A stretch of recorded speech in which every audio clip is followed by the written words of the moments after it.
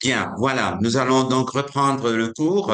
Hier, vous avez vu un petit film intéressant qui vous a permis de structurer les idées avec des précisions, puisqu'il y a eu des belles images, des mouvements et tout, etc. Et vous avez retenu l'essentiel sur l'ADN. Nous avons commencé à voir aussi l'ARN. L'ARN, vous voyez dans le petit film, on parlait de l'ARN M, M pour dire messager. Mais nous allons reprendre tout cela maintenant grâce à ces diapos. D'abord, on va commencer avec la nomenclature et les définitions. La nomenclature est importante parce que sinon on ne se comprend pas. Vous vous rappelez au début, le premier jour, je vous avais dit, il y a le terme omics qu'on entend de plus en plus, c'est ce qu'on utilise de plus en plus. Quand vous rajoutez home, omics, ça signifie qu'on va étudier les choses d'une façon moléculaire beaucoup plus détaillée. Alors, le terme génome signifie l'ensemble de l'information génétique qui est nécessaire pour l'édification, le fonctionnement et la reproduction de chaque organisme. Chaque organisme, ça signifie pratiquement de chaque cellule.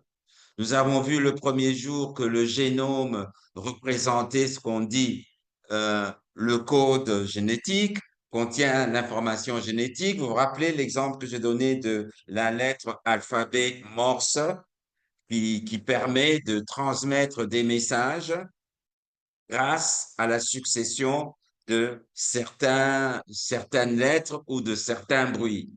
Pi, pan, mettez-vous, pipi, pipi, pipi, pipi, courez.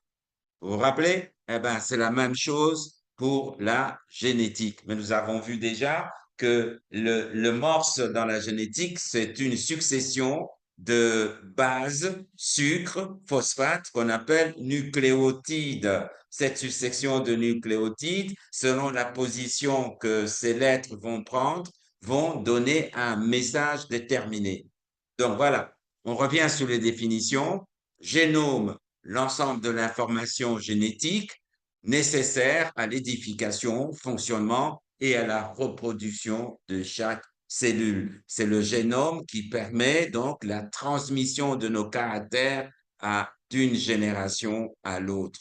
Nous avons vu aussi que ce bagage génétique, composé essentiellement d'une molécule qu'on appelle ADN ou acide nucléique, se trouve dans le noyau. C'est le génome nucléaire ou chromosomique, parce qu'on a vu le premier jour que le noyau, c'est une espèce de celle dans laquelle se trouve une protéine essentielle qu'on appelle ADN. Mais cette protéine, elle est dans un état plus ou moins fluide, liquide, qu'on appelle chromatine, et elle va s'organiser au cours du développement de la cellule. Elle va s'organiser en des petits fragments d'ADN qui vont constituer ce qu'on appelle les chromosomes. Et nous avons vu que le bagage héréditaire, nous le retrouvons dans le noyau. C'est donc le génome chromosomique essentiel, principal, mais nous avons vu aussi que nous avons aussi des bagages héréditaires les, dans des des organelles qu'on appelle les mitochondries. Et ça, alors, c'est ce qu'on appelle le génome extra-chromosomique.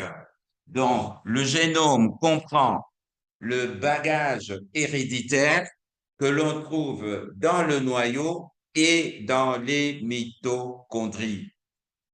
Le génome extra-chromosomique, on a vu à l'origine, on a dit que ce sont des petits êtres qui étaient dans l'eau, là où la vie a commencé, et qui sont entrés, c'est pour ça qu'on l'appelle aussi le génome d'eau symbiotique. Ils sont venus vivre à l'intérieur d'une cellule en symbiose, comme vous avez probablement vu en parasitologie.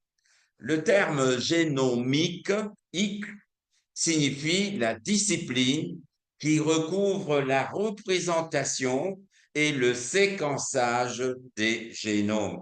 Le séquençage, ça signifie la lecture détaillée du génome. C'est comme si je déroulais mon ADN. On a dit que le déroulement de l'ADN pourrait avoir une longueur jusqu'à 1 mètre, 1 mètre et demi. Lorsqu'on le déroule, on voit qu'il y a des séquences, qu'il y a des morceaux de nucléotides qui se suivent. Et ça, c'est le séquençage lorsqu'on commence à les analyser. Alors, le bagage héréditaire nucléique est composé de quoi? L'ADN, comme nous avons dit, qui contient l'information et donc qui contient le programme de la synthèse des protéines. L'ADN, donc, on peut dire que si ça c'était un individu, le cerveau, c'est le cerveau qui donne des ordres. Le cerveau se trouve dans le noyau.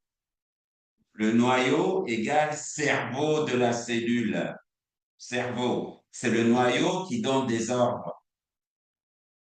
Et là, donc, c'est l'ADN. C'est l'ADN qui contient le programme, qui contient les informations et qui va donner de l'ordre pour que, en périphérie, donc dans le cytoplasme, on puisse produire des protéines. Qui est l'exécutant de l'ordre dans le cytoplasme? Là, c'est l'ADN dans le noyau, c'est le cerveau. Maintenant, on va dire, le secrétaire exécutif, celui qui exécute les ordres en périphérie, égale exécutif, c'est l'ARN.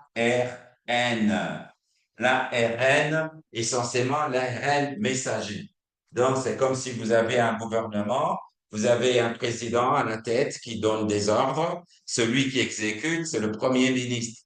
Le premier ministre, c'est l'ARN messager. C'est lui qui va aller dans les endroits où il faut exécuter les ordres. Et le président, il reste dans son palais, ou le roi dans son palais, et les ordres sont exécutés selon le message que le président a donné. Il faut rester fidèle. Alors, on appelle gène, nous allons voir d'ailleurs au moyen d'un petit film, l'information qui est contenue dans l'ADN. L'ADN, c'est une succession de nucléotides qui sont représentés en double bande, qui ont une orientation anti-parallèle. Nous avons vu que on lit l'orientation de la base 5' à 3' et l'autre, on va la lire dans le sens inverse, donc de 3' à de 5' vers le bas à 3'. C'est ce qu'on a dit, ils sont dans parallèle, mais dans un sens inverse. Le gène, c'est pratiquement un morceau de l'ADN sur le chromosome, et c'est ce gène-là qui a la capacité de transmettre des ordres, de transmettre un message. On verra grâce au petit film que c'est facile à comprendre. Pour le moment, nous voyons d'abord certaines terminologies, certains termes que vous allez retrouver souvent dans les articles et aussi dans vos cours. C'est important que vous puissiez les retenir. C'est pour cela que j'insiste dessus. Ici, c'est le basique. Après, je n'insisterai pas beaucoup parce que nous allons courir. Pour le moment, j'aimerais bien que vous puissiez vraiment maîtriser l'ADN, l'ARN, la réplication, la traduction, tout le reste après, vous allez le retenir facilement parce qu'on donnera des exemples cliniques, etc. Alors, on appelle locus, c'est l'emplacement spécifique d'un gène sur un chromosome. Après, on a dessiné le chromosome, on a dit le chromosome est composé de deux bras, un bras long et un bras court. Et le chromosome, généralement, est composé par deux semi-chromosomes qu'on appelle chromatides. Le bras long et le bras court sont reliés par un point central qu'on appelle centromère. Alors, tout le long de ce chromosome, il y a l'ADN. L'ADN, donc, est tout le long de ce chromosome. Et si je prends maintenant un petit morceau de ce chromosome, je dis par exemple là, et je me dis ce petit morceau de chromosome est responsable de la production de l'insuline. Insuline. Dans quelle position se trouve ce petit morceau de chromosome? Cette position-là, position sur ce chromosome, égale lieu, locus. Locus, ça signifie le lieu. Lorsqu'on a condamné Jésus-Christ au calvaire, cet endroit on appelle locus calvarium. Ceux qui ont fait le latin ou ceux qui lisent encore la Bible, comme je sais que dans cette dans ce cours de L2, il y a beaucoup de pasteurs. Locus calvariae. Donc, locus, c'est les lieux du crâne, là où on a condamné Jésus-Christ. Locus, c'est le lieu. Ça signifie la position sur ce chromosome où se trouve le gène. Le gène, donc, on a vu que c'est la séquence, la suite de séquences de nucléotides qui sont responsables de la production d'une protéine. Ici, j'ai pris comme exemple la protéine insuline. Cette position-là s'appelle locus. Donc, on retient que le locus, c'est l'endroit spécifique où un gène est situé sur un chromosome. Et je sais par exemple que le locus du gène responsable de la production de l'insuline est situé sur le bras long du chromosome tel. Les chromosomes, vous vous rappelez, on va revoir tout ça. Les chromosomes, on les identifie de l'ordre numéro chromosome, chromosome numéro 1, 2, 3, etc. Qui se rappelle encore de ce qu'on a vu avec Charles le Jeune, Jérôme le Jeune. Alors, on a vu que le jeune, c'est celui qui a découvert, qui a des enfants, qui portent, au lieu d'avoir deux paires de chromosomes, 21, ils en ont trois. Et alors, c'est lui qui a découvert une maladie qu'on appelle mongolisme ou encore syndrome de Down ou trisomie 21. Trisomie 21, quoi? Chromosome 21. Ce qui est de trop et ces patients souffrent de certaines maladies. Alors, lorsque je sais sur un endroit déterminé, il y a le gène responsable de l'insuline ou encore le gène responsable de la couleur des yeux. Vous savez qu'il y a des gens qui ont des yeux bleus, d'autres des yeux bruns, d'autres des yeux noirs.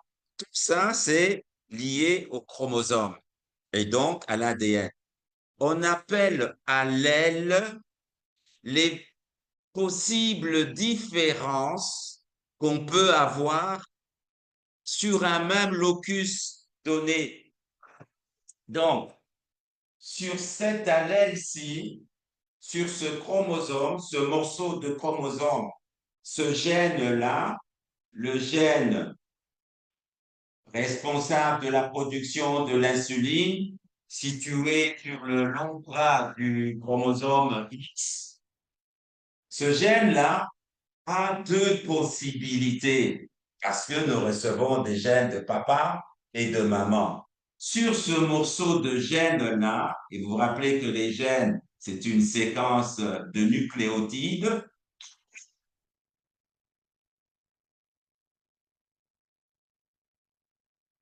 le nucléotide,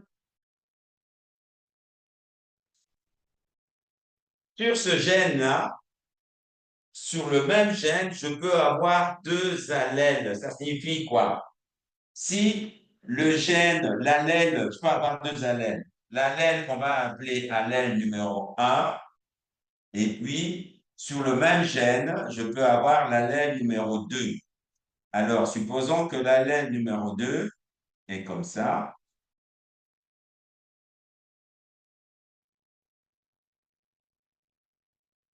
Je ne sais pas si vous voyez bien mon tableau.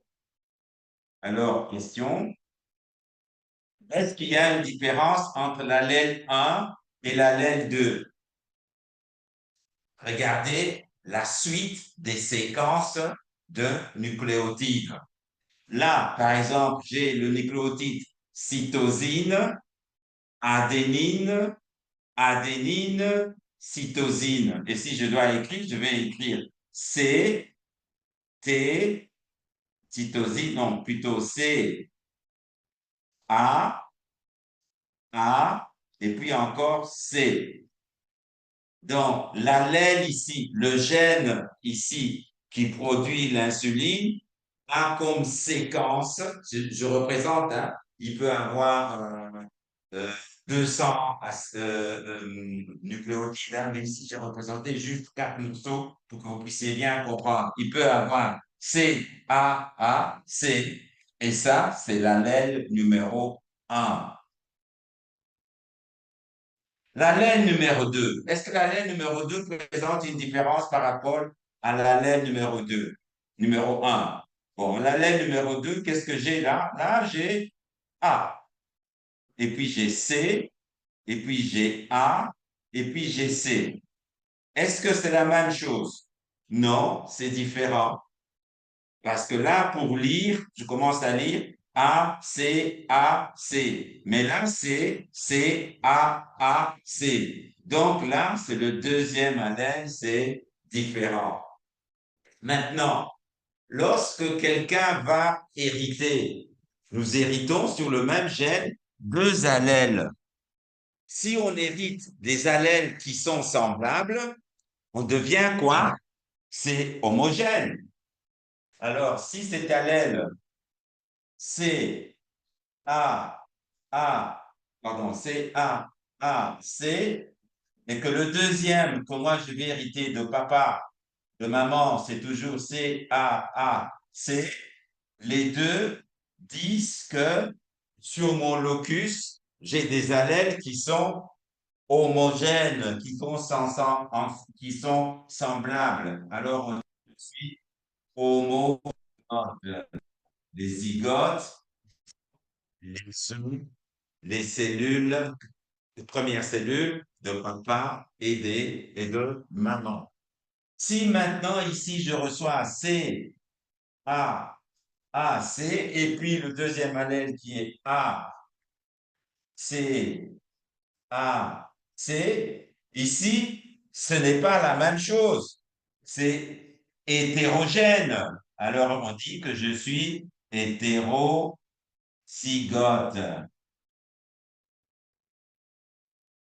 Qui sait me dire une maladie que nous avons dans notre contexte où le sujet a deux allèles semblables?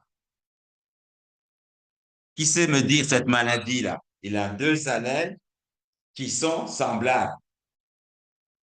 Donc, sur le morceau de locus, le gène qui code une protéine, là, par exemple, ça codait l'insuline. Maman a donné le même gène qui a cette séquence C, et papa a donné aussi C. Et ça me donne une protéine, et la personne qui a les deux gènes semblables, on dit qu'il est homozygote. Bon, je vous laisse avec les assistants qui vont vous faire cet exercice-là. Comme ça, vous allez comprendre pourquoi est-ce qu'on dit, voilà, ça c'est une maladie où le sujet, il a eu une transmission qui fait que lui, il est homozygote et l'autre est hétérozygote. Bien, revenons toujours, restons encore sur les définitions, ça c'est important. Cette session va porter surtout sur ces notions de base, parce que si vous les maîtrisez, si je vous donne un article, vous allez comprendre le reste et ainsi de suite. L'information génétique. L'information génétique, c'est quoi? L'information génétique, c'est ce qui gouverne les fonctions cellulaires. une cellule travaille selon l'ordre qu'elle a reçu de l'ADN. L'information génétique détermine aussi largement l'apparence externe des individus.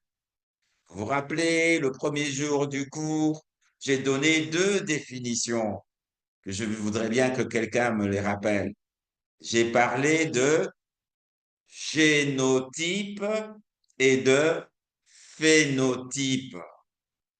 Donc, l'information génétique gouverne la fonction de la cellule. Elle donne aussi l'apparence externe de la cellule ou même des individus. C'est ce qu'on appelle le phénotype. L'information génétique conditionne aussi nos aptitudes physiques et même nos aptitudes mentales. Qui se rappelle la maladie que j'ai citée où les aptitudes mentales sont conditionnées par la transmission génétique? Qui peut me donner cet exemple? Ayez le courage de vous jeter à l'eau. Les assistants qui sont là vont prendre vos réponses. Quelle est cette maladie où l'information génétique fait que il y a l'apparence externe qui a changé de l'individu, ses aptitudes physiques aussi sont conditionnées et même les aptitudes mentales. Enfin, l'information génétique assure le lien entre générations chez toutes les espèces. Ça, c'est la règle. L'information génétique concerne pratiquement tout le monde. Tous les êtres vivants ont un bagage génétique qui se transmet d'une génération à l'autre. Nous avons vu la fois passée, hein? Vous vous rappelez, nous avons vu que nous sommes des eucaryotes, nous sommes différents des prokaryotes. Les prokaryotes, ce sont les microbes, ils ont un bagage génétique beaucoup plus simple et la transmission ne se fait pas de la même manière que nous, les eucaryotes. Voilà, si vous avez compris ces notions, je vais m'arrêter là. Je vais vous proposer un petit clip vidéo qui va vous permettre de bien retenir les notions que nous venons de voir. Et si vous avez des questions, je vous rappelle, vous avez toute la latitude de les poser aux assistants qui sont avec vous, mais aussi de les mettre dans le chat. Suivez attentivement ce petit film que vous pouvez répéter. Vous allez voir que c'est la répétition de ce que nous venons de voir, mais avec des images, des illustrations qui vous permettent de retenir les choses beaucoup plus facilement. Nous nous reverrons après pour la prochaine session.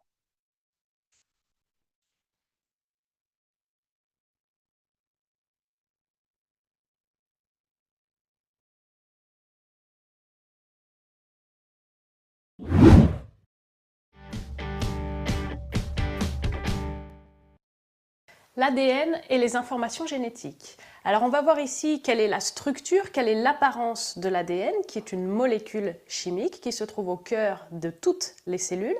Et ensuite on va essayer de voir pourquoi est-ce qu'on dit que l'ADN contient les informations de notre programme génétique. Ici, on a représenté un chromosome, comme on pourrait le trouver dans une cellule eucaryote, par exemple une cellule humaine. Ce chromosome contient une immense molécule d'ADN, une seule molécule d'ADN. Il s'agit d'un long fil très pelotonné, c'est-à-dire enroulé sur lui-même. Et sur ce long fil, tout au long de ce chromosome, on va trouver un certain nombre de gènes. Un gène, c'est donc un fragment d'ADN au cœur d'un chromosome. Si on zoome encore suffisamment, on va se rendre compte qu'un gène, c'est-à-dire un fragment d'ADN, c'est en réalité deux brins, c'est noté ici, donc deux brins qui sont enroulés l'un autour de l'autre puisque l'ADN a une forme de double hélice. Vous avez ici trois représentations à l'aide du logiciel Rastop de la molécule d'ADN. Dans la première, à gauche, on a coloré les atomes en utilisant les conventions habituelles, c'est-à-dire que le carbone est en gris, l'oxygène en rouge, l'hydrogène en blanc. Vous voyez qu'il y a de nombreux atomes qui sont bleus, c'est l'azote, et il y a également dans l'ADN du phosphore ici colorée en jaune. On voit bien cette structure enroulée en double hélice et on la voit encore mieux sur la deuxième image, celle du milieu, où on a coloré l'ADN par chaîne. Une chaîne, c'est un brin et on voit le brin rouge enroulé en double hélice avec le brin bleu. Enfin, dans la dernière image à droite, on a coloré les structures répétitives le long de la molécule d'ADN. Vous voyez qu'il y a 4 couleurs possibles et que les couleurs vont toujours 2 par 2. Il y a 2 couples de couleurs, le jaune avec le rouge, le bleu avec le violet. Ces 4 couleurs représentent 4 nucléotides, c'est-à-dire 4 formes possibles trouvées dans l'ADN. Si on déroulait cette double hélice, on arriverait à une forme de la molécule qui représente une sorte d'échelle avec 2 structures de l'échelle et au milieu des lettres qui représentent en réalité ce qu'on appelle des nucléotides. Un nucléotide, c'est l'assemblage de 3 types de molécules. P représente un groupement phosphate, S représente un sucre et T c'est une base azotée. L'assemblage de ces 3 molécules crée un nucléotide. Et l'ADN, c'est une succession de 2 brins de nucléotides, donc les uns à la suite des autres. Il existe en réalité 4 nucléotides auxquels on donne le nom de leur base azotée. Donc 4 nucléotides A, T, C et G. Ces 4 nucléotides sont utilisés pour former le brin d'ADN et vous remarquez que le nucléotide C est toujours en face du nucléotide G et le nucléotide A toujours en face de T. Le message codé dans l'ADN va dépendre de l'ordre d'enchaînement des nucléotides le long de la molécule d'ADN.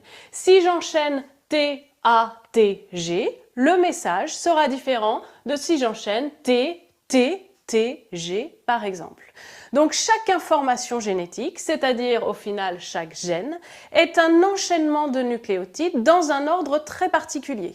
Si on change de gène, on change la succession de nucléotides. On peut donc dire que l'ADN, par ces 4 nucléotides et par l'enchaînement de ces molécules, contient un message codé. Autrement dit, l'ADN est une molécule informative. Elle contient des milliers d'informations qui correspondent à des milliers de gènes. Ces gènes sont les mêmes pour tous les membres d'une même espèce. Autrement dit, nous humains par exemple, nous partageons tous les mêmes gènes. Nous partageons le même génome, qui est l'ensemble des gènes d'une espèce. Maintenant, si tous les êtres d'une même espèce partagent le même génome, il est évident que tous sont différents les uns des autres. Nous partageons les mêmes gènes, mais nous avons chacun des versions différentes de ces gènes. Les versions d'un gène sont appelées des allèles. Nous avons vu qu'un gène correspond à une succession de nucléotides dans un fragment d'ADN. Eh bien, nous allons voir qu'en réalité, pour chaque gène, il existe des versions, c'est-à-dire des variantes légèrement différentes les unes des autres. Ici, j'ai représenté 2 variantes d'un même gène. Donc, globalement, nous avons la même succession de nucléotides, mais une différence est remarquable. Ici, un CG a été remplacé au cours d'une mutation par un TA. En dehors de ça, les structures sont identiques. Nous avons 2 versions qu'on appelle 2 allèles. L'allèle numéro 1, qui est l'allèle original, on pourrait dire, donne ensuite un individu dont les yeux sont noirs. Nous travaillons sur un gène de la mouche de laboratoire qui s'appelle la drosophile. Son nom est noté ici. Dans la version numéro 2, la mutation, c'est-à-dire la modification de la séquence du gène, a donné naissance à un allèle numéro 2 qui, au final, donne une version numéro 2 du caractère. Les yeux de la drosophile sont rouges. Nous sommes donc ici, dans les 2 cas, sur le gène qui code pour la couleur des yeux. Les 2 drosophiles portent ce gène, mais elles en portent des versions différentes. Version numéro 1, version originale. Version numéro 2, version mutée. Ces 2 versions se ressemblent beaucoup, mais diffèrent par parfois c'est quelques nucléotides. Ces différences sont dues à des mutations et elles mènent ensuite à des caractères visibles à l'œil nu en versions également différentes.